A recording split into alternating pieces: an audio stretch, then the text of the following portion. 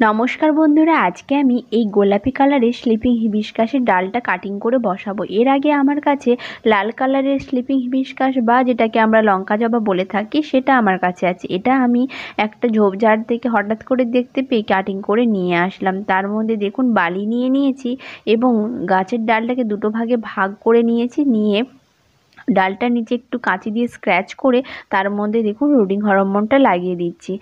কোনো রকম কোনো মাটিতে বসাইনি, বালিতে বসালে কিন্তু তাড়াতাড়ি গাছের রুটটা ডেভেলপ হয়। তো সেই জন্য আমি যখনই কোনো কাটিং বসাই সবসময় সাদা বালিতে বসানোর চেষ্টা করি, তাতে কি গাছটা তাড়াতাড়ি রেডি হয়। আর দেখুন একদমই ডালটাকে নিয়ে বালির মধ্যে পুঁতে দেবো না, আগে একটা হোল করে তারপরে ওই ডালটাকে ঢুকিয়ে তারপরে হাত দিয়ে একটু ভালো করে চেপে দেবো, দিয়ে হালকা করে জল দিয়ে ছায়া জায়গায় রেখে দেবো। মাঝে মাঝে জল স্প্রে করব, শুকিয়ে গেলে নয়তো জল দেবো না। আজকে তবে আসি, দেখা হচ্ছে পরের ভিডিওতে। আপডেটটা পরের ভিডিওতে।